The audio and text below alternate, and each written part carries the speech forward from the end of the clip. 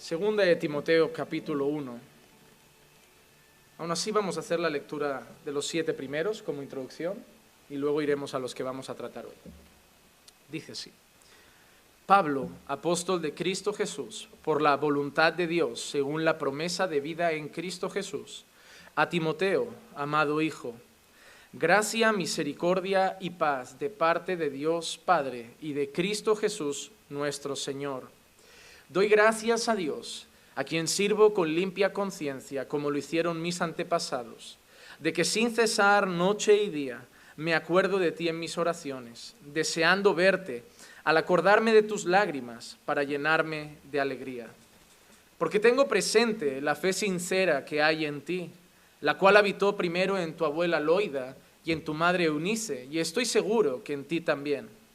Por lo cual te recuerdo que avives el fuego del don de Dios que hay en ti por la imposición de mis manos, porque no nos ha dado Dios espíritu de cobardía, sino de poder, de amor y de dominio propio. Oremos para presentar este tiempo a Dios. Padre, venimos ante ti, Señor, a pedirte que hoy tu palabra, Señor, sea abierta ante nuestros ojos, pero sobre todo que hable a nuestro corazón.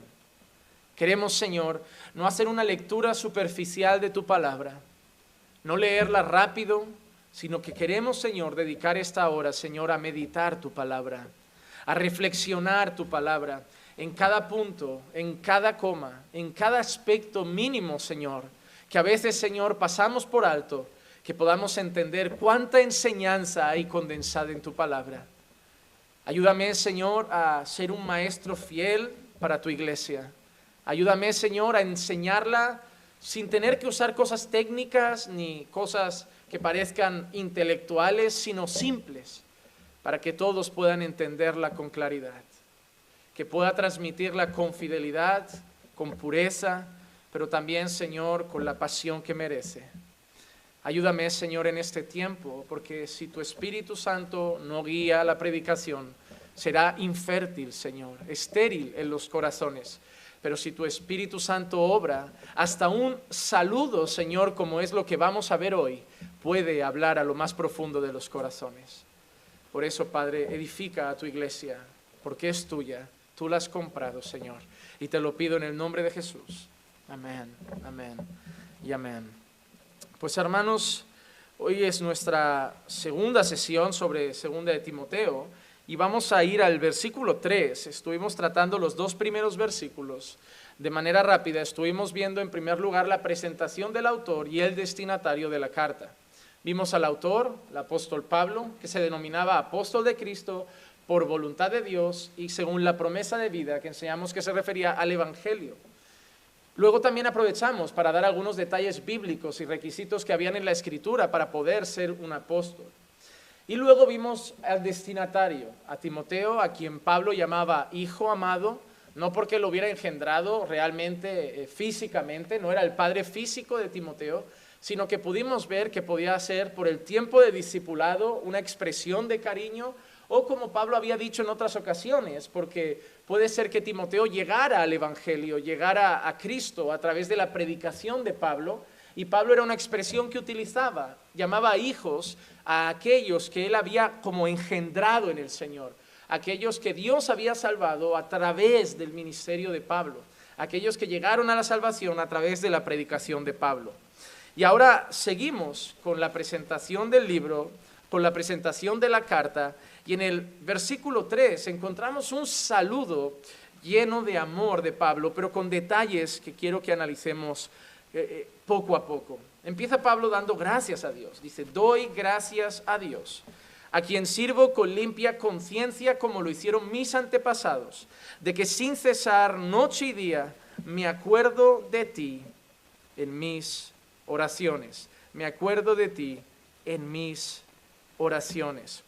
Hermanos, no es de extrañar que el apóstol Pablo estuviera empezando sus cartas con acción de gracias. Es algo que se ve en más cartas de Pablo. Empezar con una acción de gracias a Dios. El corazón de Pablo rebosaba gratitud. En casi todas sus cartas hay expresiones de acción de gracias. Y creo que falta en la iglesia más acción de gracias a Dios. Pablo, a pesar de las circunstancias que vivía, que debemos recordar que se encontraba ¿dónde? En una prisión. Y que Pablo sabía que de esa prisión iba ¿para dónde? Para la muerte. Pablo sabe que está en prisión, no tiene la libertad de comer lo que quiere, no tiene la libertad de estar con sus amigos, no tiene la libertad de estar con otros creyentes, no tiene la libertad de poder darse un paseo y predicar la palabra del Señor, no tiene la libertad que una persona que está en la calle tiene. Y además de todo eso, Pablo tiene la condena garantizada. Pablo sabe que va a morir, pero aún así en su carta da gracias a Dios. A pesar de las circunstancias, a pesar de la adversidad, da gracias a Dios. Y eso es algo que ya debe hacernos parar un poco, porque eso es algo que debería ser propio del corazón de los creyentes. La gratitud a pesar de las circunstancias. Hermano, cualquiera diría, Pablo no tiene motivos para dar gracias a Dios. Va a morir, está preso, Dios encima no lo libra. Dios encima no abre la prisión, Dios encima no lo lleva a otro lugar, no le saca de la cárcel, no abre la prisión, no le quita las cadenas y encima da gracias. Sí, ese es el corazón del creyente. Y el mismo apóstol Pablo nos llama constantemente en la iglesia y a la iglesia a ser agradecidos, a dar gracias a Dios en todo, en todo. En contrapartida tenemos al incrédulo, siempre insatisfecho, siempre reclamando, siempre pensando más en lo que falta que en lo que tiene, nunca contento, o reclama de lo que no tiene, o es arrogante y cree que lo que tiene lo ha ganado por su esfuerzo, por su dedicación, por sus habilidades, por su inteligencia. Pero no es propio en el mundo encontrar corazones agradecidos. Corazones agradecidos. Yo no sé vosotros, pero la sociedad en la que yo ando, si yo paro, me quito la música de los oídos, me siento en una cafetería y escucho mi entorno, si me siento en un banco, en una rambla, mientras la gente pasa y escucho mi entorno, hermano, todos son quejas. Hoy estaba tomando un café en una cafetería por la mañana, después de dar un paseo, y estaba escuchando a unas compañeras, serían compañeras de trabajo, que estarían empezando la jornada, irían al trabajo, hablando mal de los compañeros, mal del jefe, luego van a ir y van a poner buena cara, quejándose del trabajo que tienen, que sustenta su vida, que sustenta su hogar, que paga las facturas, pero quejándose, y eso es muy normal. Quien no se queja del trabajo, se queja del jefe, sino dos amigas se juntan a quejarse del marido, otros a quejarse de los hijos, otros a quejarse del gobierno, otros a quejarse del COVID, otros a quejarse de que los hospitales no lo han hecho bien, otros a quejarse de que el gobierno no lo ha hecho bien. Y yo no digo que no nos falte razón, pero hermanos, ¿esa es la actitud del creyente? ¿Vivir en queja constante? La actitud de un cristiano debe ser esa ante la vida, ver todo lo que está mal y empezar a publicar, esto es una porquería, el gobierno es una porquería, la vida es una porquería, la familia es una porquería, todo es una porquería. Pero pastor, es que todo es una porquería, sí, y en los tiempos de Pablo también, gobernaba el César. Te mataban por ser creyente, no podías hacer otra cosa que adorar al emperador o morir. Los impuestos eran forzados. Si no los daban, te cortaban el cuello. No habían jornadas laborales de 8 horas. La gente no tenía la media hora del desayuno y la hora de la comida y mis derechos como trabajador, de que si me pagas más me tienes que pagar horas extras y me pagas nocturnidad y me pagas peligrosidad y me pagas esto. Así que la vida no ha cambiado, porque desde Génesis 3, cuando el pecado llega al mundo, la vida se ha hecho un asco. Porque estamos nosotros, No es culpa de los animales, no es culpa de los leones, ni de las cebras, ni de los cocodrilos, no es culpa de los montes, no es culpa de la vegetación, ni de los mares, es culpa nuestra. Desde que entró el pecado, eso es lo que hay. Y es muy curioso que de lo que se queja el hombre es de lo que el hombre ha creado.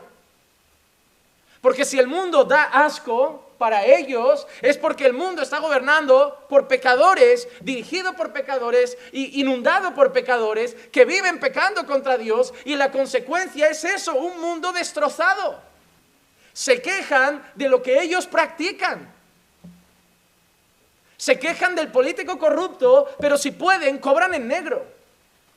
Se quejan del político corrupto, pero si el mecánico les dice, oye, no te hago factura y así te ahorras el IVA, oye, bien. Y eso está llegando a la iglesia, que nos las damos de creyentes, pero en las cosas que nos interesan también hacemos trampas. ¿Crees que a mí me interesa que me vayan a hacer una obra a casa de, no sé, 10.000 euros y me digan, ya es que si te cobro IVA son 2.100 euros? Más.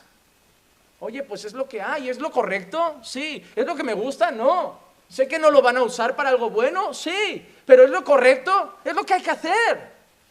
Y no estoy ahorrando 2 euros, hablo de poder ahorrarme 2.000 y pico euros, pero es ilegal.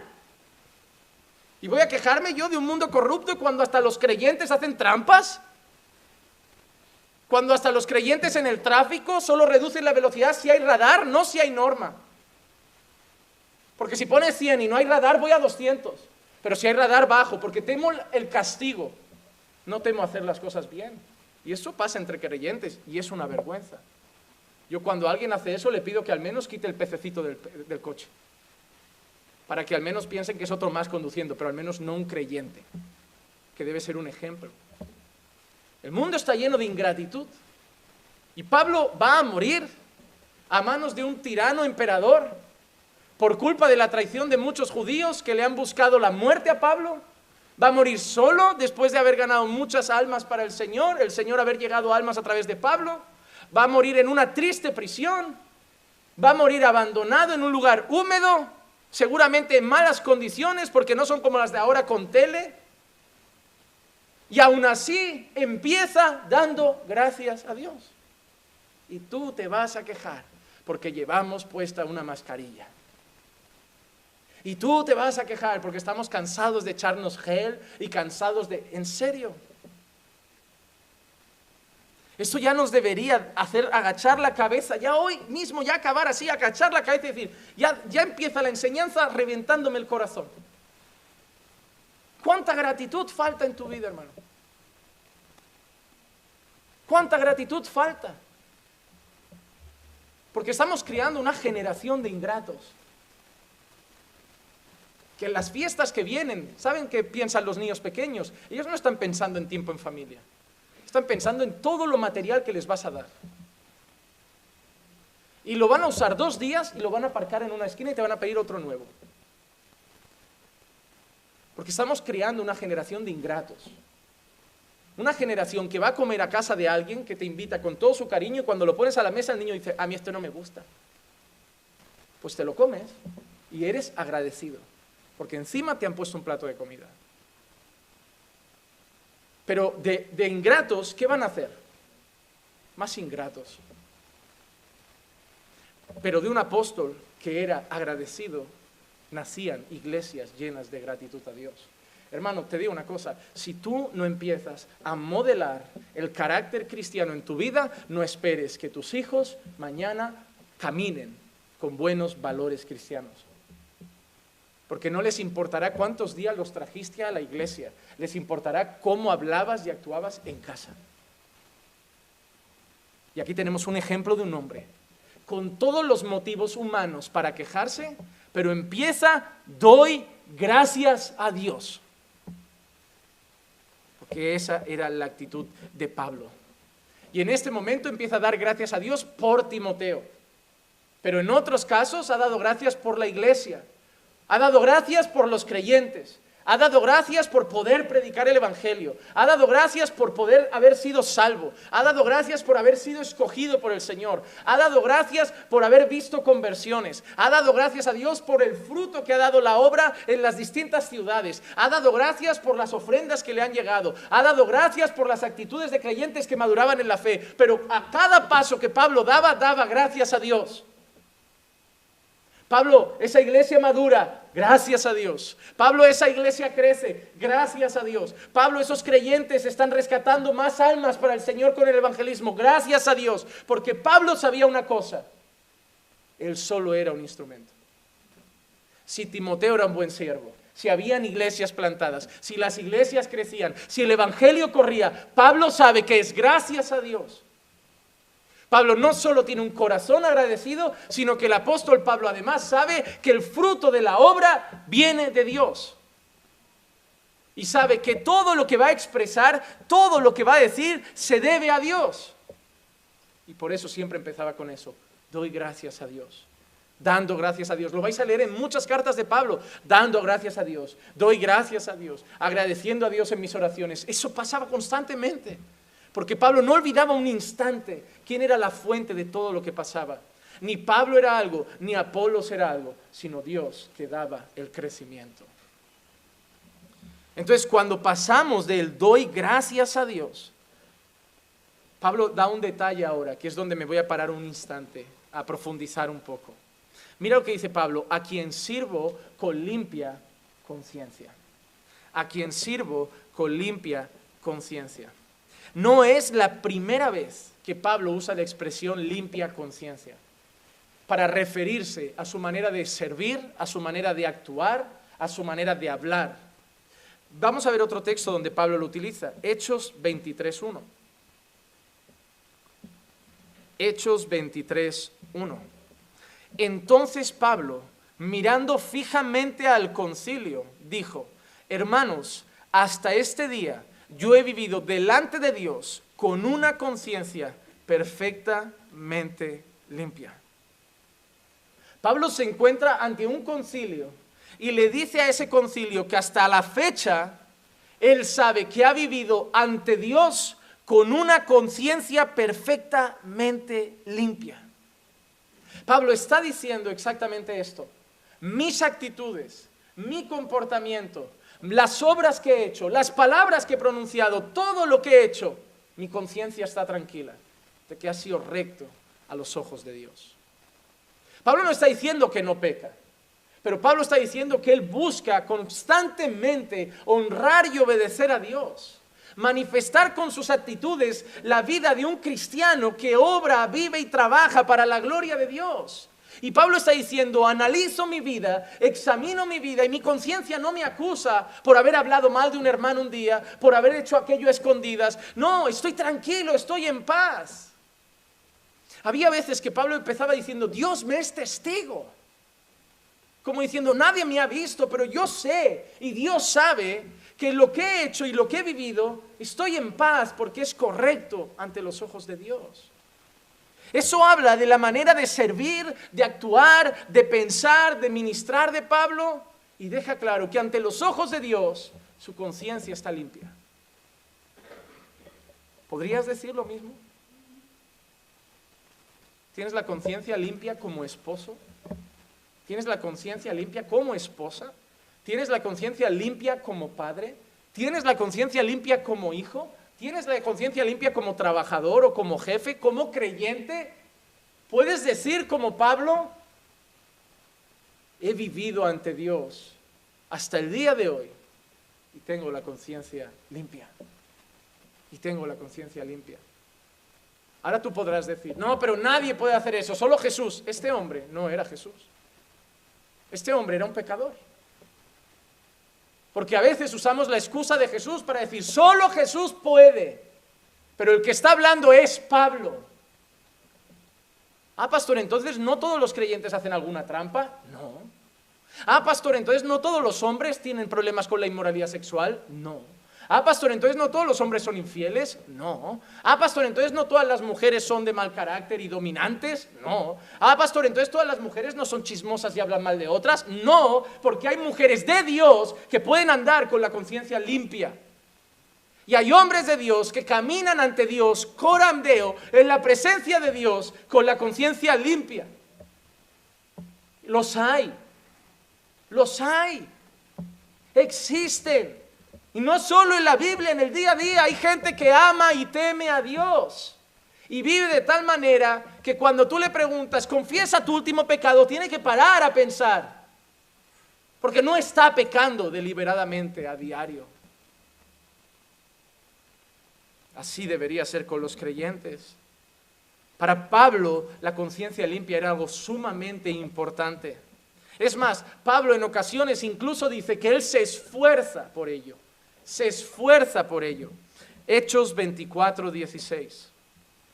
Hechos 24:16 dice: por esto yo también me esfuerzo por conservar siempre una conciencia irreprensible delante de Dios y delante de los hombres. Una conciencia irreprensible delante de Dios y delante de los hombres. Hermanos, hay algo curioso. Ahora ya no es solo ante Dios. Ahora también es ante los hombres. Porque hay gente que hace lo que quiera y le dice a las personas, a mí lo que me importa es la opinión de Dios. Pues no. ¿Cómo que nos debe importar la opinión de los demás? Uno de los requisitos de un pastor, ¿sabes cuál es? Que tenga buen testimonio de los de fuera. Es decir, si la gente que conoce a ese hombre puede hablar mal de ese hombre por algo que hace, no puede ser pastor. Así que los de fuera, no refiere solamente a los creyentes. Si mi madre dice, no, pero él en casa es así, o él como hijo es así, yo descalifico para el ministerio. Porque aunque mi madre no sea creyente, puede testificar que mis actitudes fuera dejan que desear para un cristiano. ¿La opinión de los hombres importa? ¿Importa? Deberíamos andar como Pablo anda, con el esfuerzo y el deseo de poder tener la conciencia tranquila ante Dios, pero también ante los hombres. Y Pablo dice que él se esfuerza por tener una conciencia así. Es decir, que él lucha y él se esfuerza para vivir de tal manera que su conciencia no acuse alguna de las actitudes que ha tomado.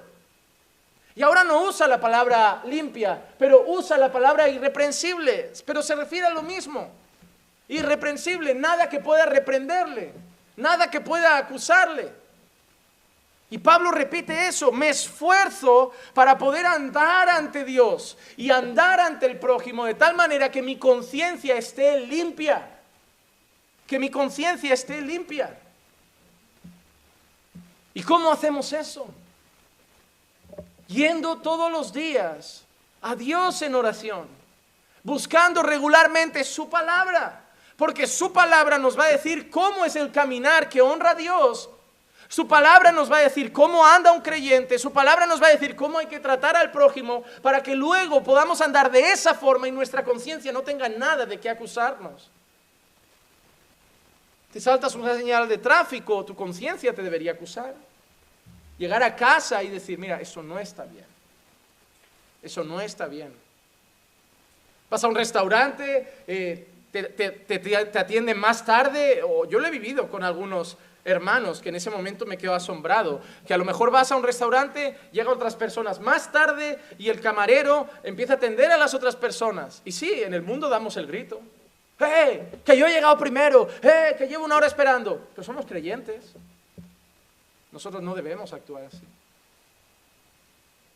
Te aseguro yo que quien se queja por eso jamás pondrá la otra mejilla cuando le den un tortazo. Si eso ya te sube los humos, jamás pondrás la otra mejilla. Por una tontería como esa, o que se te cuele en el supermercado, jamás pondrás la otra mejilla. Porque tienes la mecha muy corta.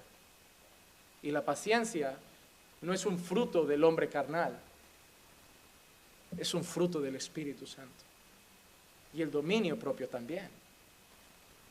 Es el Espíritu Santo el que a través de las Escrituras nos guía a vivir de tal manera que podamos tener una conciencia limpia. Es el Espíritu Santo el que obra en nosotros para que podamos vivir de esa manera. Y es el Espíritu Santo el que cuando no lo hacemos nos aflige para que volvamos arrepentidos al Señor. La única manera, hermanos, de vivir con una conciencia limpia es buscar tener comunión con Dios siempre. Buscar tener comunión con Dios siempre. ¿Por qué es tan importante en esto la comunión con Dios? Por algo muy simple. Porque hay personas que a mí me han dicho, yo en verano voy a la playa en bikini y a mí mi conciencia la tengo tranquila. Falta comunión con Dios. No conoces su palabra.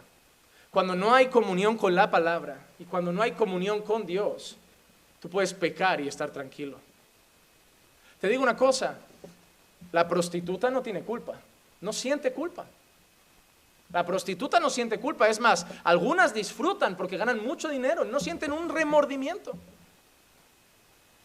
Te digo una cosa, yo no me veo a los políticos corruptos por la noche llorando al lado de su mujer diciendo, ¿por qué hago esto? ¿Por qué robo a este país? ¿Por qué me hago rico a costa de ellos? Yo no los veo así,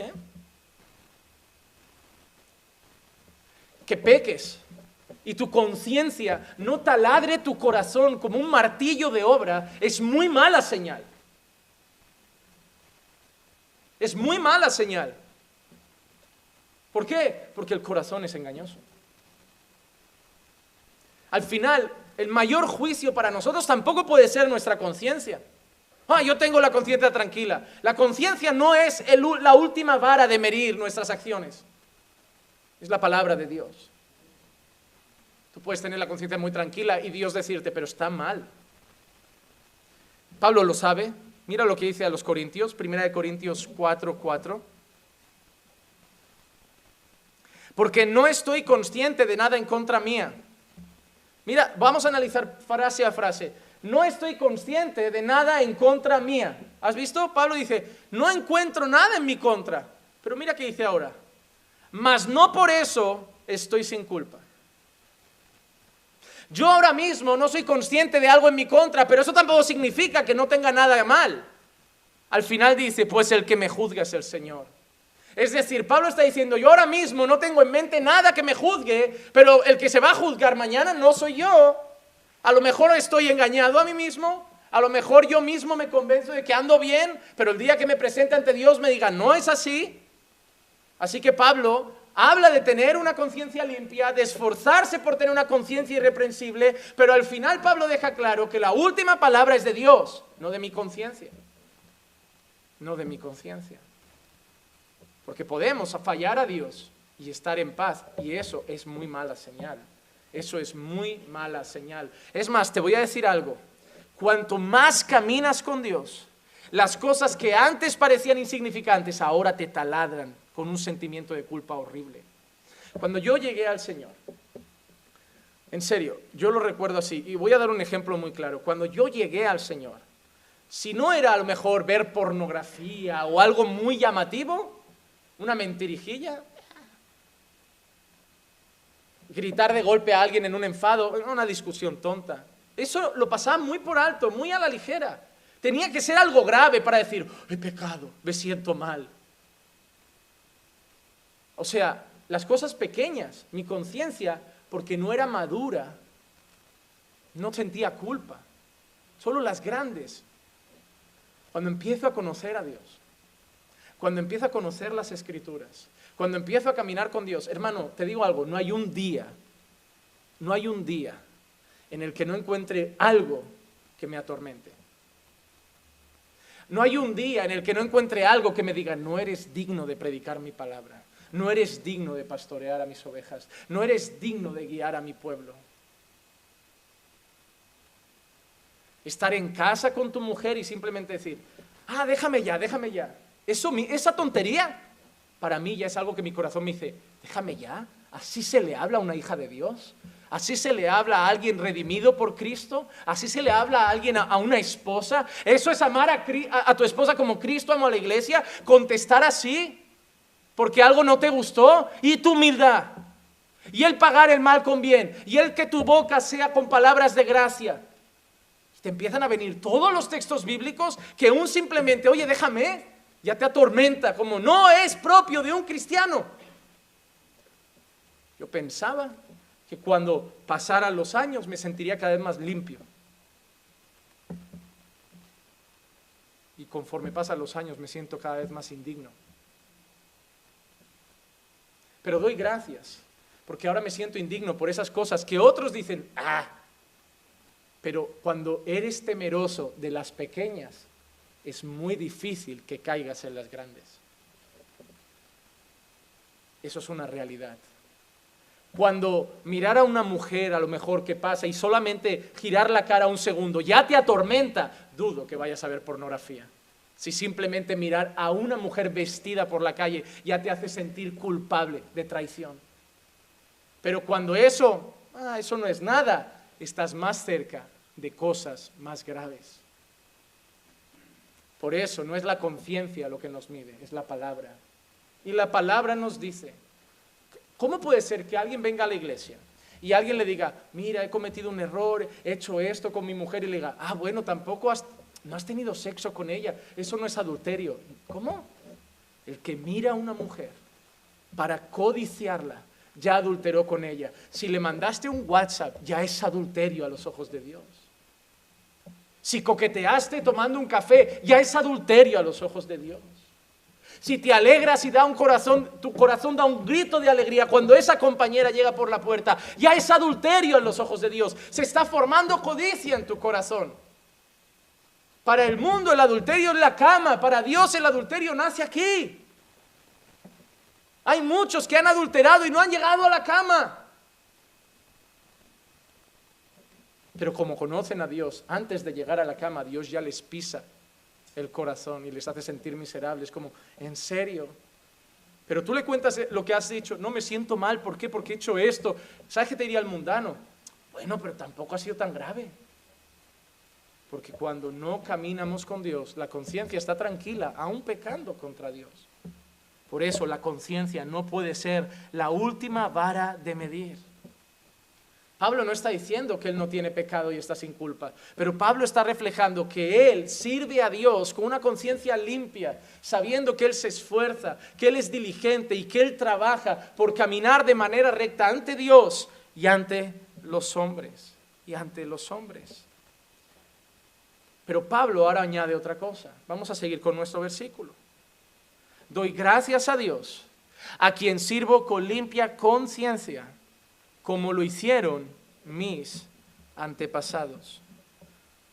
Ahora Pablo dice que sirve a Dios como lo hicieron sus antepasados. La pregunta que yo me hago, y también paro ahora un instante para explicarlo con un poco más de calma, es ¿quiénes son los antepasados de Pablo? ¿Quiénes son los antepasados de Pablo? Porque dice que sus antepasados también servían a Dios. Dice, yo sirvo a Dios con limpia conciencia como lo hicieron mis antepasados.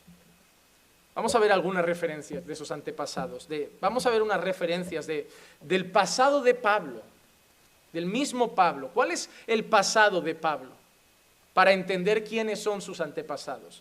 Vamos a ver detalles de la Escritura que nos hablan de él antes de Cristo. Del Pablo que más conocían como Saulo de Tarso. Filipenses 3:5. Circuncidado al 8º día, del linaje de Israel, de la tribu de Benjamín, hebreo de hebreos, y en cuanto a la ley, fariseo. Vamos a ver más detalles. 2 Corintios 11:22. ¿Son ellos hebreos? Yo también. ¿Son israelitas? Yo también. ¿Son descendientes de Abraham? Yo también. Y vamos a terminar con otro texto para ver otros detalles. Hechos 22:3. Yo soy judío, nacido en Tarso de Cilicia, pero criado en esta ciudad, educado bajo Gamaliel en estricta conformidad a la ley de nuestros padres, siendo tan celoso de Dios como todos vosotros lo sois hoy.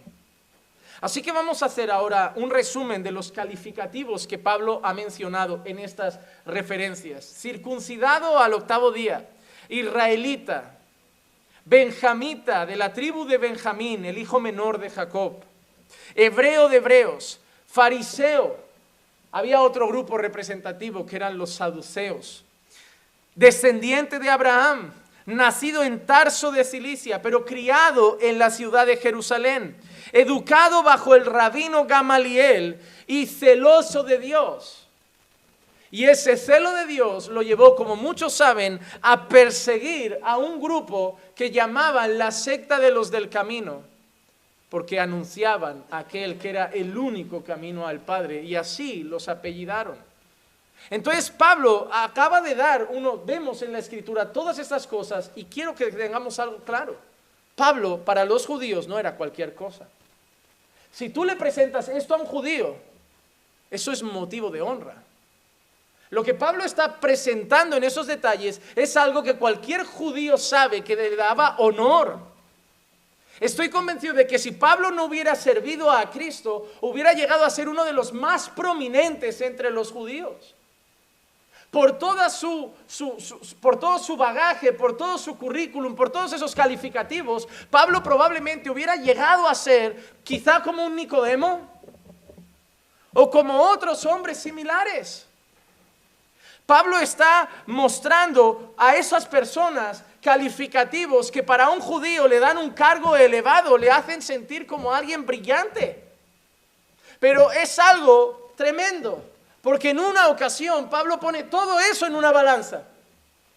Y en el otro lado de la balanza Pablo pone conocer a Cristo. Y dice que todo eso es basura. El linaje no le importa. Ser de Israel no es lo más importante. Ser de una tribu reconocida como la de Benjamín no era lo más importante. Ser fariseo no era lo más importante. Haber estudiado con alguien significante y significativo como Gamaliel no era lo más importante. Para Pablo lo más significativo era haber alcanzado a Cristo. Haber alcanzado a Cristo. Eso era reputación. Y muchas veces hoy entre los creyentes hay más preocupación por eso que por Cristo. Hoy hay más creyentes que cuando le preguntas quién es te dicen de la iglesia Caminando por Fe, director del coro, siervo de siervos, diácono de diáconos, de la tribu de los Juanmanitas. Pero eso en una balanza y Cristo en la otra, eso es basura. Porque lo más glorioso que nos ha pasado no es la tribu en la que hemos nacido, el país de Europa en el que nos han criado, la carrera universitaria que hemos hecho para que nos llamen licenciado, doctor. Lo más glorioso que ha pasado en nuestra vida es Cristo. Cuando me saque un título me dará igual, no quiero que me estén llamando doctor, licenciado, catedrático, maestro, juez, por mi nombre. ¿De qué familia provienes? No importa. ¿Cómo eran tus padres, ricos o pobres? No importa. ¿Cuánto dinero ganas al mes? No importa. ¿En qué empresa trabajas? No importa. ¿Qué cargo tienes en tu empresa? No importa. Tengo a Cristo. El mundo nos mide por eso. Pero cuando lleguemos ante los ojos de Dios, nuestro juicio no va a depender del título, de la familia, del linaje en esta tierra. Va a depender de si la justicia de Cristo envuelve nuestra vida. El único requisito para que seas aprobado por Dios no es nada de esos calificativos. Solo uno, haber alcanzado a Cristo. Lo más glorioso que tenemos. Y Pablo lo sabe. Pablo puede citar todas esas cosas, pero le da igual. Le da igual. Él tiene a Cristo. Ya, pero Pablo, ¿vas a vivir con los creyentes, con la secta de los del camino, para vivir como una vida pobre, mendigando ofrendas para poder seguir el ministerio, cuando podría ser un rico prominente entre los judíos, un gran catedrático entre los rabinos? No, yo quiero a Cristo. No importa lo que el mundo me puede ofrecer, no importa lo que los calificativos me pueden dar o que puedo llegar a alcanzar. Quiero a Cristo. Como veíamos el domingo, hermanos, yo quiero mi tierra prometida, yo quiero mi Canaán. Yo quiero a Jesús. Eso es lo más glorioso que Pablo tiene. Pero es algo bonito porque Pablo está diciendo que él se está sirviendo con limpia conciencia a Dios como sus antepasados. ¿A quién sirve Pablo? ¿A quién sirve Pablo? A Cristo.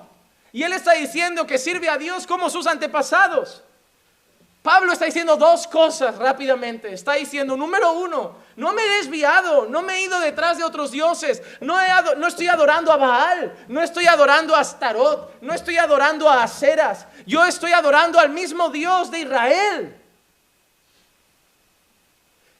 Yo estoy adorando, estoy sirviendo al Dios de mis antepasados, al Dios de Israel. Pero es que esa afirmación tenía otra, porque podían preguntarle, ya, pero tú estás detrás del Cristo, tú estás detrás de ese tan Jesús, ¿cómo que no has dejado al Dios de Israel?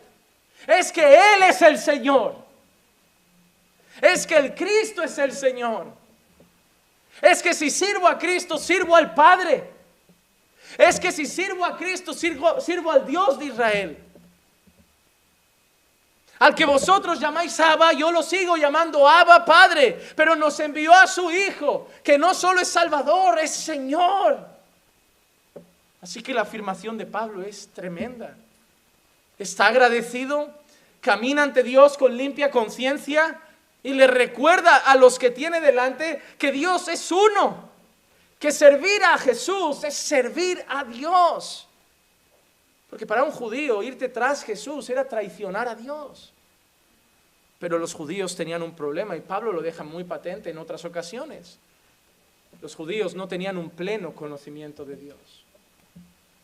Un pleno conocimiento de Dios. Hay muchas personas que a veces hoy me mandan vídeos por Facebook o por correo electrónico. Siempre toda la gente te quiere convertir a su religión. Siempre. A mí cada semana me llegan vídeos de adventistas, mormones, testigos de Jehová, me llegan vídeos de católicos. Mira este vídeo, me pareces buen predicador, pero mira este vídeo, es de un pastor que se ha vuelto católico otra vez y que enseña que la Iglesia Católica es la única verdadera. Me mandan un montón de esos como diciendo, a este chaval hay que aprovecharlo, así nos lo traemos, es como vamos a ficharlo. No está tan torcido, todavía lo podemos reencaminar. Y hoy me mandaron uno que son los que más me suelen llegar, que son tema de judaizantes, estos que se suelen llamar regreso a las sendas antiguas y todo el rato dicen palabras en hebreo, que parece que no hay nada más gracioso que un español o un peruano empezando a hablar en hebreo. Ni siquiera hablamos bien el castellano y ya queremos hablar hebreo. ¿Por qué? Porque esos colectivos te hacen pensar que Dios, no sé si escucha más cuando hablas como un judío. Porque el verdadero nombre de Jesús es Yeshua. Digo, madre mía, ya empezamos. Dile al chino que diga eso. No, empiezan así. Y no, porque hay que volver al Sabbat. Y no, porque hay que volver a esto. Y no, porque hay que volver a los alimentos. Porque Dios no anuló la ley. Porque yo cada vez que me mandan eso le digo, mira, ya Pablo se peleó con ellos en el libro de Gálatas. Yo ya no voy a entrar en el tema. Pablo dedicó todo un libro a esta gente. Si no lean Gálatas, es para ellos. Porque no han entendido lo que Dios ha hecho. No han entendido los textos que todo era sombra de lo que había de venir. Parece que Jesús no ha cambiado nada, la historia. Parece que Jesús no representaba nada del pasado. Que el sacerdocio sigue igual, los sacrificios siguen igual, todo sigue igual. Pero no, las cosas han cambiado. La Biblia mismo dice que ahora estamos bajo un nuevo y mejor pacto. Entonces hay que tener en cuenta esos pasajes. El problema de los judíos es que no tenían un pleno conocimiento de Dios. No lo tenían. No lo tenían. Mira lo que dice Romanos 10, 2 al 4. Romanos 10, 2 al 4. Porque yo testifico a su favor de que tienen celo de Dios. ¿Qué tienen de Dios? Tienen celo. O sea, son celosos de Dios, de la ley, de la Torá. Ellos luchan contra aquellos que se oponen. Llama perros a los gentiles. Pero no conforme a un pleno conocimiento. Tienen celo, pero no conforme a un pleno conocimiento. Y no hay nada peor que alguien celoso de una religión incompleta o falsa. Porque un fanático con una mentira es una bomba explosiva. Y los judíos tenían un problema, no tenían un pleno conocimiento de Dios, conocían una parte de Dios, pero no habían entendido la revelación completa de Dios. Versículo 3, pues desconociendo la justicia de Dios y procurando establecer la suya propia, no se sometieron a la justicia de Dios, porque Cristo es el fin de la ley para justicia a todo aquel que cree, a todo aquel que cree. ¿Cuál era el problema? Dice Pablo, que ellos querían establecer su propia justicia. Justicia. Hay muchos que hacen eso hoy, ¿eh? ¿Qué significa establecer su propia justicia? ¿Qué significa? ¿Cómo hacerse a ellos mismos justos? Nosotros determinamos qué es lo justo ante Dios, cómo alguien es justo ante Dios. Pregúntale a un adventista, si no guardo el sábado, ¿me salvo? No. ¿Por qué? Porque es el sábado entonces lo que me hace justo ante Dios. ¿No? Si eso impide mi salvación, Eso es lo que me garantiza salvación, no Cristo. Mi salvación depende de guardar un día. Y eso aplica para cualquier mandamiento, para cualquier aspecto. Nosotros no vivimos vidas obedientes para ser justos. No lo piensen, ¿eh?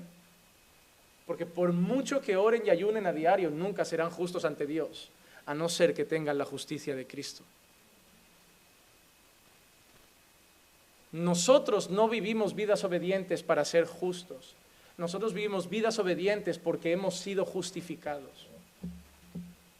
Nuestra obediencia no nos hará justos ante Dios. Nuestra obediencia es el resultado de que Cristo ya nos ha hecho justos ante Dios.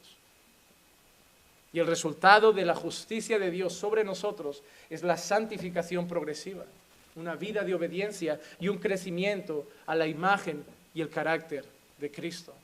Y Pablo dice, ellos tienen celo, pero no tienen un pleno conocimiento, porque siguen queriendo cumplir su propia justicia y no se someten a la justicia de Dios. ¿Y cuál dice Pablo que es? El creer en Jesucristo.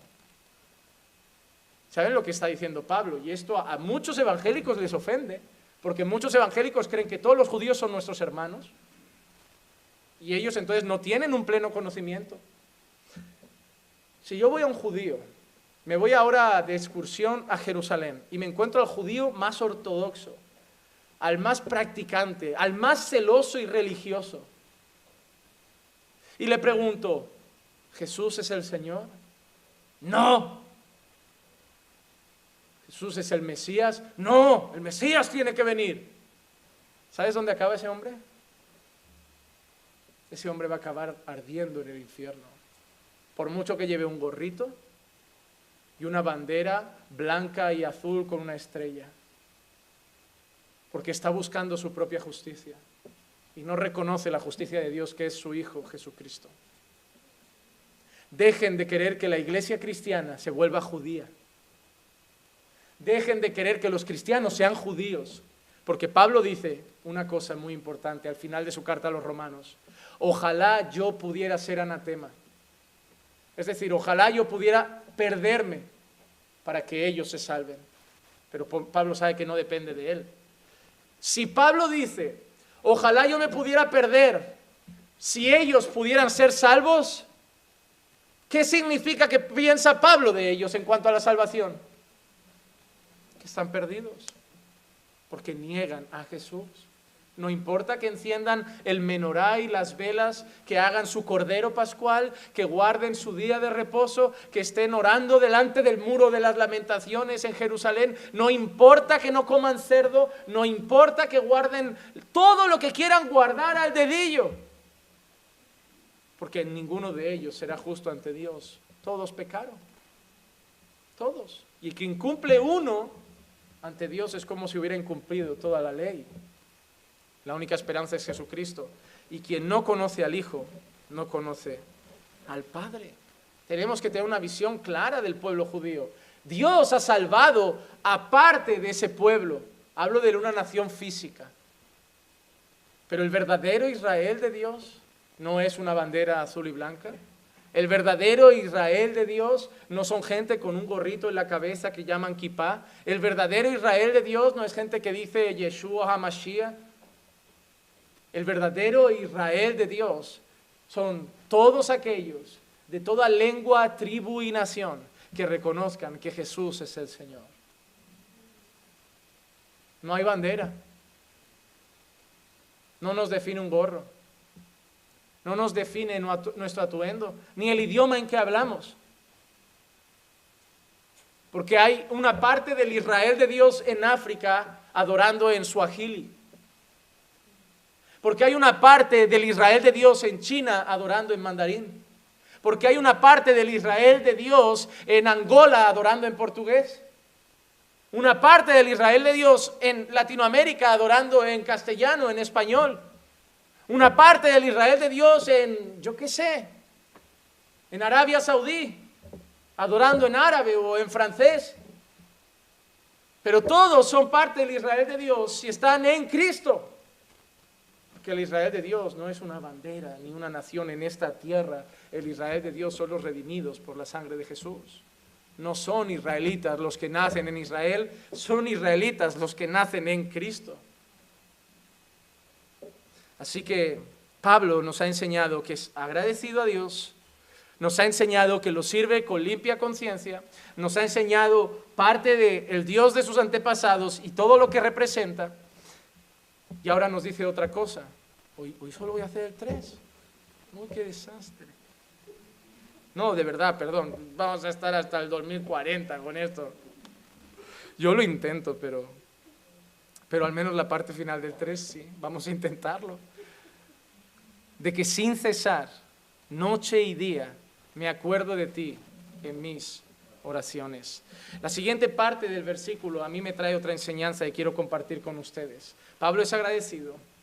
Pablo tiene limpia conciencia en el servicio a Dios de sus antepasados como sus antepasados, pero ahora Pablo da un detalle: sin cesar, noche y día se acuerda de su discípulo amado en sus oraciones. Si hay algo que Pablo escribe en las cartas constantemente es la necesidad de una vida de oración. Y Pablo constantemente expresa sus oraciones por las iglesias y por los creyentes. ¿Por qué? Les digo una cosa, no hay nada que demuestre más amor hacia una persona que orar por ella. Hacer una postal, eso tardas 1 minuto. Comprar unas flores, eso es un momento. Escribir un WhatsApp es un momento. Presentar a una persona ante Dios sin que ella lo sepa, sin que los ojos te miren, sin que nadie te escuche, demuestra que la amas. Porque sabes que Dios es el que la puede guardar, que Dios es el que la puede guiar, que Dios es el que la puede socorrer, que Dios es el que la puede proveer, que Dios es el que la puede salvar, que Dios es el que la puede transformar. Y tú sabes que si amas a alguien, lo mejor que puedes hacer por esa persona es orar por ella. Una vez le preguntaron a Spurgeon, ¿cómo que tu ministerio crece tanto? ¿Cómo Dios te usa tanto? ¿Cómo eres tan sustentado? ¿Cómo sigues tan firme a pesar de toda la oposición? La respuesta de Spurgeon, espectacular. Mi gente ora por mí. Mi gente ora por mí. Y yo hay algo que me pone feliz. Me llegan muchísimos correos electrónicos de personas en todo el mundo preguntándome solo una cosa: pastor, ¿por qué podemos orar por ti? No hay ofrenda, no hay regalo, no hay nada que pague esa pregunta. Hermano, ora por mi salud. Hermano, ora por mi santificación. Hermano, ora que Dios me dé sabiduría. Y saber que una persona, si te lo ha preguntado y se ha dedicado a hablar con un desconocido para hacerle esa pregunta, es que le ha nacido en el corazón. Y que una persona en Bolivia, en Ecuador, va a doblar sus rodillas 1 minuto para decir: guarda al pastor Juan Manuel. No hay nada. El ministerio es durísimo, el ministerio es súper complicado, el ministerio tiene muchas luchas, mucha presión, mucha adversidad, mucha tribulación. Y si seguimos firmes, es por lo mismo, porque la gente ora por nosotros. Y Dios nos sostiene a través de las oraciones de su pueblo. En este caso, Pablo está orando por su discípulo, por Timoteo. Y no es algo nuevo. Pablo lo ha hecho en muchas ocasiones. Por ejemplo, Efesios 1:16. No ceso de dar gracias por vosotros. Mira, otra vez gratitud. Y otra vez oración. Haciendo mención de vosotros en mis oraciones. Ahí estaba orando por Timoteo, aquí estaba orando por los creyentes de Éfeso, pero lo ha hecho en otras ocasiones. Filipenses 1:3-5. Doy gracias a mi Dios siempre que me acuerdo de vosotros. Gratitud. Otra vez, ¿verdad? Qué hombre tan agradecido. ¿Tú crees que esas iglesias no le daban trabajo? ¿Tú te crees que esas iglesias no tenían cristianos problemáticos? Aún así es agradecido. Aún así es agradecido. Orando siempre con gozo en cada una de mis oraciones por todos vosotros, por vuestra participación en el Evangelio, desde el primer día hasta ahora. Desde el primer día hasta ahora. Entonces, Pablo está orando por la participación de los creyentes de Filipos en el Evangelio. Está orando todos los días por esos hermanos. Se acuerda de ellos a diario en sus oraciones. Se acuerda a diario de Timoteo en sus oraciones. Se acuerda a diario de los creyentes en Éfeso en sus oraciones. Y yo no creo que Pablo esté escribiendo como aquel hermano que te dice, oraré por ti, y se va a dormir. Yo no creo que Pablo esté mintiendo, inspirado por el Espíritu Santo. Creo que es honesto. Y esto es una muestra del profundo amor que Pablo tenía por los creyentes. Es más, Pablo en una ocasión dice, todo lo sufro por amor de los escogidos, por amor del pueblo de Dios. El hombre que había perseguido ferozmente a la iglesia, el hombre que había mandado matar o matar creyentes, el hombre que había odiado a los creyentes, ahora los amaba y oraba por ellos de día y de noche. No, hermanos, que debe dar un gozo y un ánimo saber que tienes al apóstol Pablo orando por ti. Al apóstol Pablo orando por ti. Y yo cuando leía estas palabras y analizaba todas las veces que Pablo aparece orando por una iglesia y por otra y por otra y por Timoteo y por otros hermanos, yo me preguntaba, Pablo era un hombre que vivía predicando, vivía viajando, vivía en un barco, vivía andando por el desierto, ahora una ciudad, ahora otra, ahora prisiones, ahora esto, y ahora está en la cárcel. O sea, Pablo no le sobraba el tiempo, Pablo no estaba en una hamaca tumbado y aún así oraba todos los días. Y eso a mí me daba un golpe en el pecho de ¿qué excusa vamos a poner nosotros para decir que no tengo tiempo para mi vida de oración? El hombre que vivía andando, navegando, predicando, discipulando, plantando iglesias, cada día separaba un tiempo para orar por los hermanos de Éfeso, de Filipos, de Colosas, por Timoteo, por otros hombres. ¿Nosotros qué excusa vamos a poner? ¿Qué excusa? Ese hombre está en una cárcel, a punto de morir, y sigue orando por Timoteo. Nada le quita las ganas de orar, porque sabe Pablo una cosa, que la obra depende de Dios. Hermano, cuando no oras es una señal de una cosa muy triste, falta de dependencia de Dios. Es reconocer que no lo necesitas. Cuando tú dices, pastor, mi vida de oración no está bien, digo, pues te va muy bien la vida, porque significa que no necesitas a Dios. Porque la oración es el grito de dependencia del corazón, de decir, te necesito, socórreme, dame fuerzas, ayúdame, levántame, cámbiame. Pero si no lo hago es porque ando bien, ¿no? Un pastor brasileño que admiro mucho, se llama Augustus Nicodemos, le preguntaron, la oración es para los débiles, por eso yo oro. Los fuertes no necesitan orar, les va muy bien la vida, pueden con todo, superan todo. Somos los débiles los que tenemos que ir a la cruz todos los días a decir, no puedo solo. Si tú no me levantas, aquí me quedo. Si tú no me ayudas, no cambio. Si tú no cambias mi corazón, no cambia mi carácter. Así que necesito suplicarte que me ayudes. Es un grito de dependencia. Y Pablo lo sabía, la obra requería de las oraciones.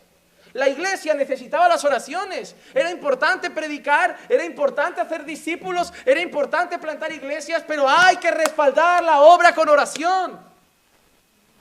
Aquí viven leyendo 80,000 libros, haciendo un montón de grupos por Zoom, clases de por ahí, con el pastor de por ahí haciendo esto, aprendiendo literatura por allí, aprendiendo escritura por allí, clases de teología por allí, súper bien. Si no hay oración, vas a fracasar, porque vas a estar hablando como un gran teólogo, pero tu carácter va a apestar, porque no habrá la humildad de Cristo, la mansedumbre de Cristo, la bondad de Cristo, el amor de Cristo, habrá la soberbia y la arrogancia de las personas que no caminan con Cristo.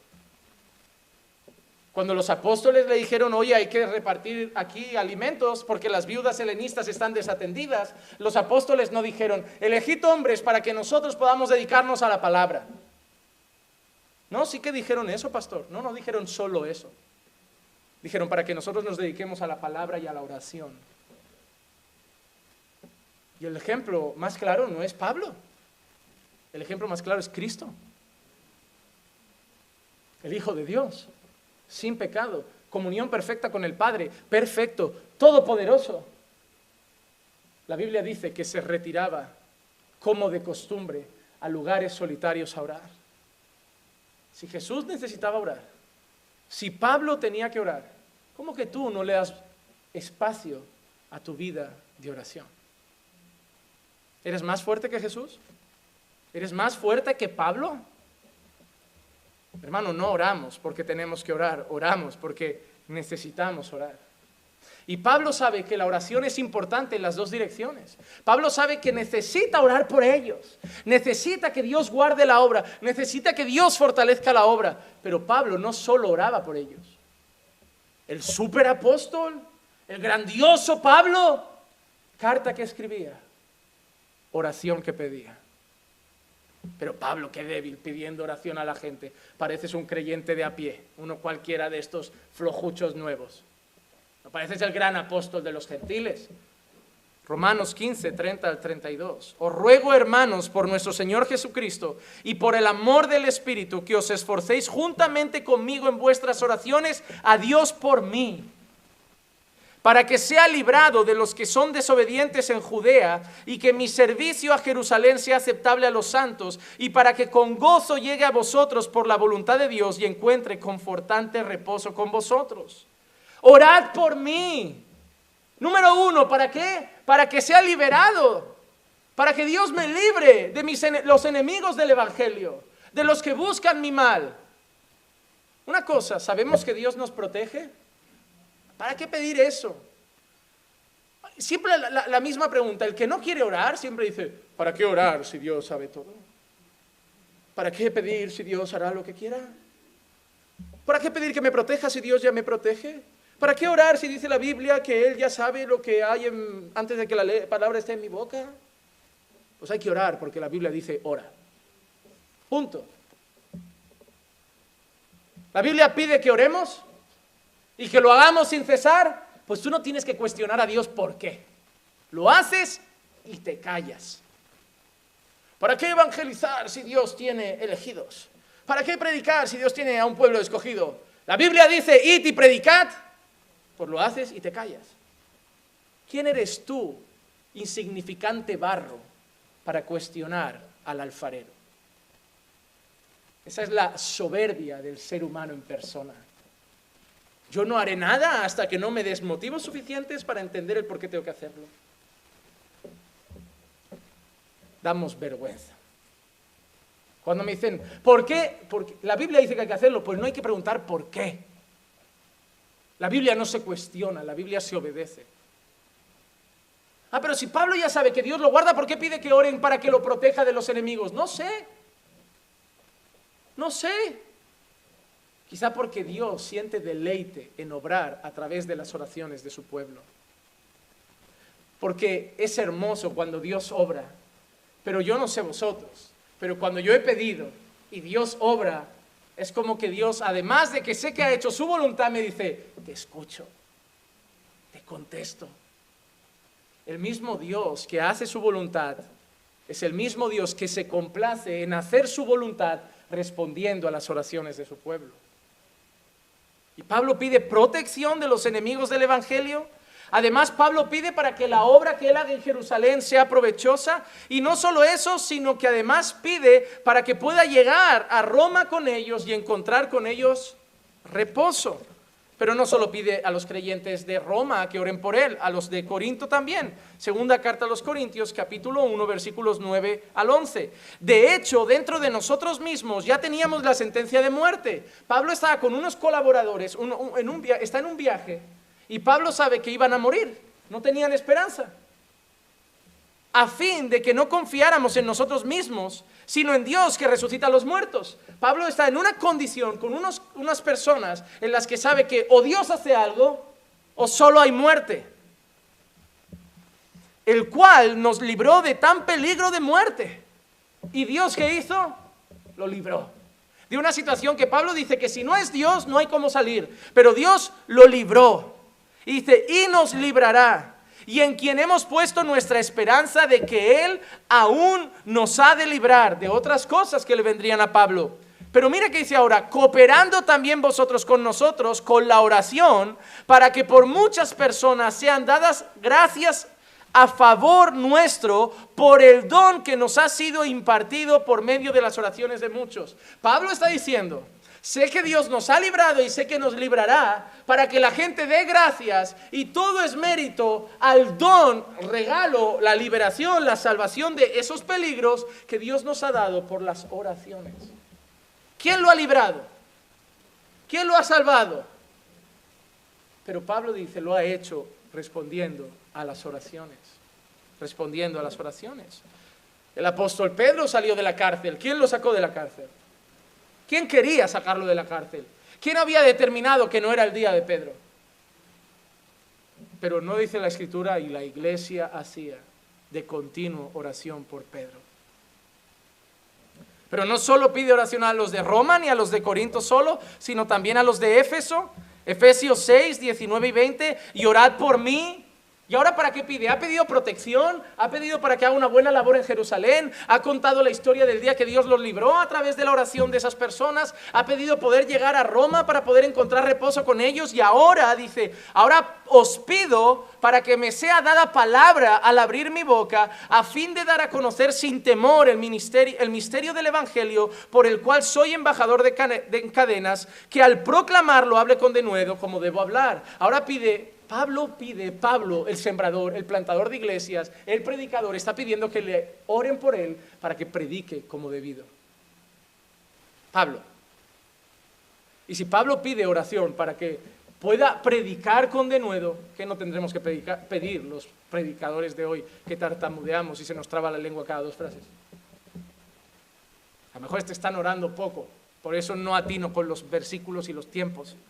A lo mejor Pablo habría acabado la clase mejor, pero igual no están orando. Así que ahora está pidiendo también por su predicación, para no tener miedo a la hora de predicar. Pablo enfrentaba situaciones donde predicaba ante guardias pretorianos, ante emperadores, y Pablo quiere ser valiente y hablar con denuedo como debe ser. Pero no solo a los de Éfeso, también a los de Colosas, Colosenses 4, 2, 4. Perseverando en oración, velando en ella con acción de gracias, orando al mismo tiempo también por nosotros, para que Dios nos abra una puerta para la palabra. ¿Ahora qué pide?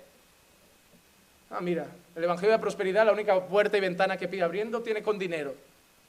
Que Dios abra ventanas, que Dios abra puertas. Todas tienen que ver con dinero, trabajo, dinero, trabajo, dinero, trabajo. Pero la puerta que Pablo está pidiendo no es eso, es una oportunidad para predicar el Evangelio.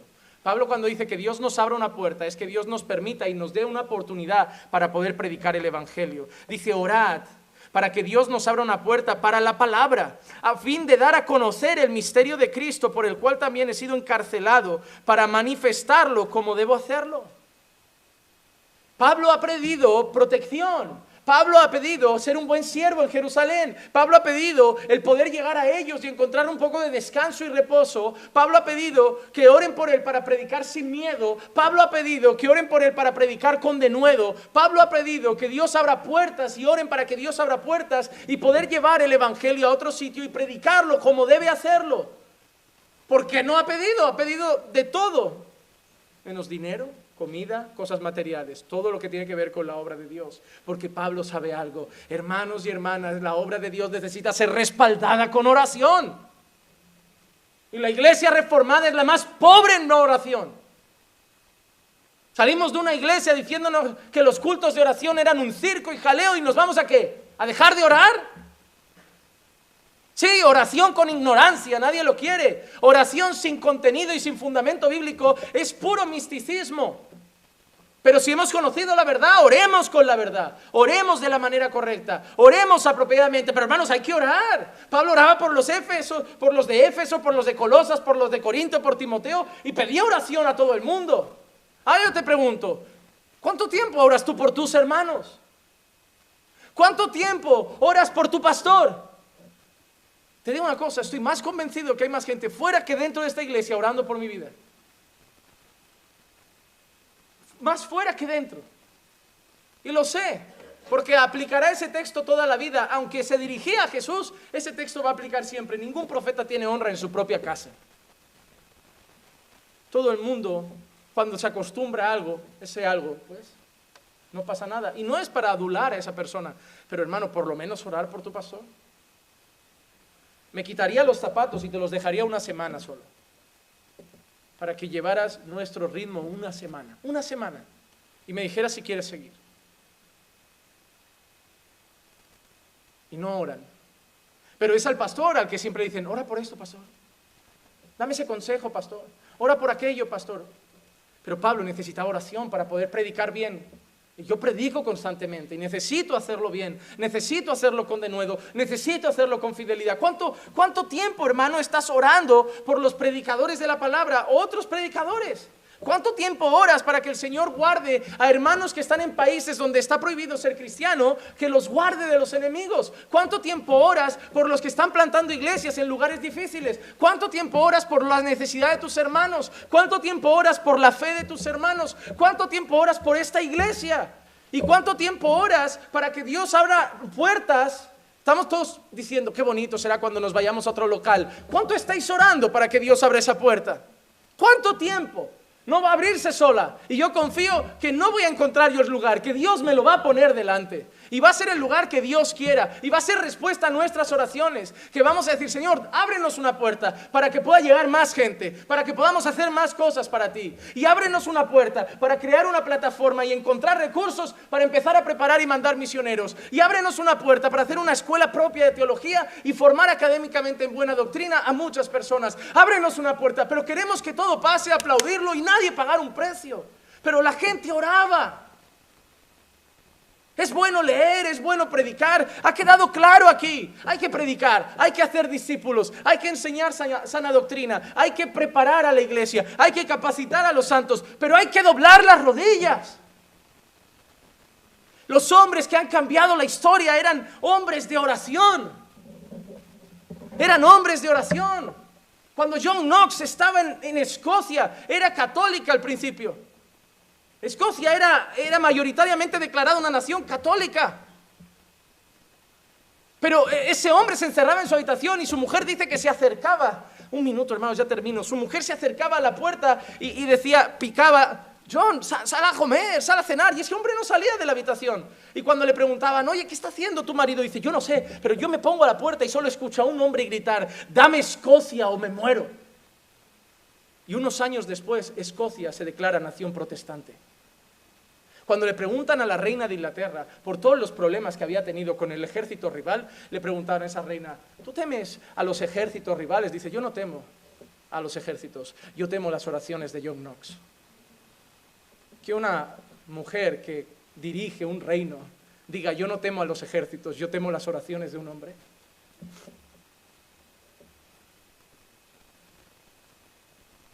Hombres que eran misioneros en China, hombres como Hudson Taylor, hombres que no tenían mujeres y hijas y rogaban al Señor, dame una familia. Y cuando el Señor les concedió una familia, ¿saben qué pasó con uno de esos misioneros? El Señor se la llevó. Porque parece que empezó a darle más tiempo a la familia que a la misión. Cuando el sol se ponía en China, ese hombre ya estaba orando. Y hasta hoy hay iglesias allí por él. Un día Spurgeon estaba yendo a un pueblo a predicar, iban a pie, y llevó un amigo, y en vez de ir por el camino largo, dice, vamos a atajar por el bosque. Y de golpe están hablando, normal, paseando por el bosque, y de golpe el amigo se gira y ve que Spurgeon no está. Ha desaparecido. Y de golpe mira atrás y lo ve orando, en medio de un bosque, todo nevado. Y va corriendo y le dice, oye, hay que ir a predicar. Se había caído un árbol por una tormenta y se había parado en el camino. Spurgeon se levanta, se sacude la nieve de las rodillas y le dice, Dios me ha puesto aquí un lugar para orar y no lo voy a aprovechar. Luego nos preguntamos cómo esos hombres cambiaron países enteros. No, pastor, hay que enseñarle a la iglesia el sermón de Jonathan Edwards, pecadores en las manos de un Dios airado. Pastor, dicen que cuando Edwards estaba predicando ese sermón, iba la gente al altar en lágrimas diciendo, para de predicar, que da la sensación de que se va a abrir el suelo y nos va a tragar el infierno. Y dicen que ese día se convirtió toda la capilla. Dice que había gente que se daba cabezazos en las columnas diciendo, pare ese hombre de hablar, que nos está haciendo sentir miserables. Oh, pastor, necesitamos más predicadores así. Ese predicador hizo algo 3 días antes. Durante 3 días no salió de su habitación, ayunó y oró. Y dicen las personas que cuando Jonathan Edwards entró, su rostro resplandecía. Posiblemente como lo que dice la escritura de Moisés, cuando había estado tiempo con Dios. ¿Queremos un avivamiento? Yo lo quiero. Estoy cansado de ver iglesias que tienen carteles, España para Cristo, Barcelona para Cristo. Solo hacemos carteles, vídeos entretenidos y juegos para ver si la gente va a divertirse a nuestras iglesias. No, yo lo que quiero es ver las comisarías llenas de gente que está en fila, confesando sus robos y diciendo, yo quiero pagar el precio, pero yo me arrepiento de mis pecados. Yo quiero ver gente aquí postrada en el suelo de esta iglesia, llorando, arrepentida, miserable por sus pecados y siendo salva por el Señor. Yo quiero prostitutas que llegan aquí y salen vestidas con decencia y decididas a no vender su cuerpo, sino entregarlo al servicio a Cristo. Yo quiero ver drogadictos libres, borrachos libres, traficantes que dejan los negocios para vivir vidas dignas y postrados ante Dios y humillados por una salvación tan grande. Yo quiero ver eso en mi país, yo quiero ver eso en Barcelona, yo quiero ver eso en España. Y yo sé que Dios va a usar esta iglesia. Pero no va a ser si nos quedamos sentados. Ah, pastor, pero si Dios lo hace, depende de Él. Sí, pero el mismo Dios ha determinado que le pidamos, que le roguemos. Prepárense, porque en 2021 esta iglesia ya ha tenido mucha palabra. Y va a tener palabra, no va a faltar. Pero en 2021 vamos a orar como esta iglesia no ha orado en la vida. Porque hay gente que está luchando con la inmoralidad, está luchando con el mal carácter, está luchando con el mal genio, con la pereza, con la inconstancia, con un montón de cosas. Que solo decimos, orad por mí, pues lo vamos a hacer. Vamos a venir aquí por las mañanas, vamos a venir por las tardes, el que no pueda vendrá por la noche, abriremos 3, 4 días a la semana y todo el año si hace falta. Y Dios va a empezar a arrancar el pecado de los corazones, a traer conversiones a este lugar, saldrán a evangelizar y los traerán en masa aquí a las personas, no con entretenimiento. En esta iglesia habrá palabra, ayuno y oración. Y va a crecer al ritmo de Dios. Pero vamos a tener que orar. La iglesia necesita orar. Y hasta que no llegue ese momento ya podemos empezar a hacerlo en casa. Vamos a despedirnos y semana que viene voy al 4. Perdón. Pero espero que aunque se haga largo el estudio, edifique sus vidas. Padre, gracias. Gracias porque hoy, como una espada, Señor, ha venido al pecho para dejarnos claro que, Señor, te damos poco, te damos muy poco, Señor. Nos encanta leer y estudiar de grandes hombres, pero la diferencia es que ellos te dieron todo. La diferencia es que ellos dijeron, heme aquí, Señor, heme aquí. La diferencia es que ellos estuvieron dispuestos a pagar la tele. Ellos estuvieron dispuestos a pagar las redes sociales. Ellos estuvieron dispuestos a pagar los teléfonos y darte su tiempo y darte sus rodillas. Señor, empezando por mí, que 2021 sea un año en que tengamos callos en las rodillas. Que 2021 sea un año en que tengamos ojeras de tantas noches de oración.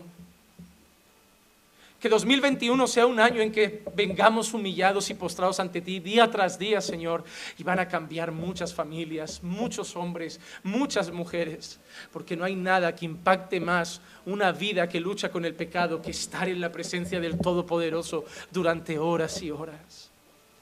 Que sea un año de vigilias de oración, un año de ayunos, un año de abrir la iglesia por las noches, en las mañanas temprano, para venir día tras día a orar.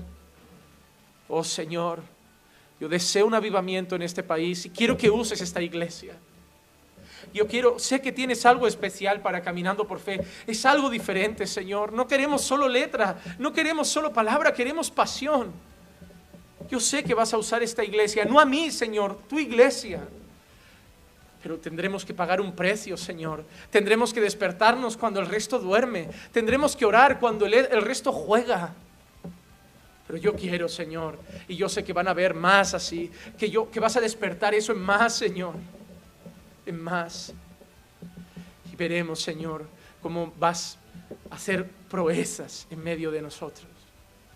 Yo confío en ti, Señor, y que eres un Dios que sigue respondiendo a las oraciones de su pueblo. Gracias, Padre, por este día maravilloso. En el nombre de Jesús. Amén, amén y amén.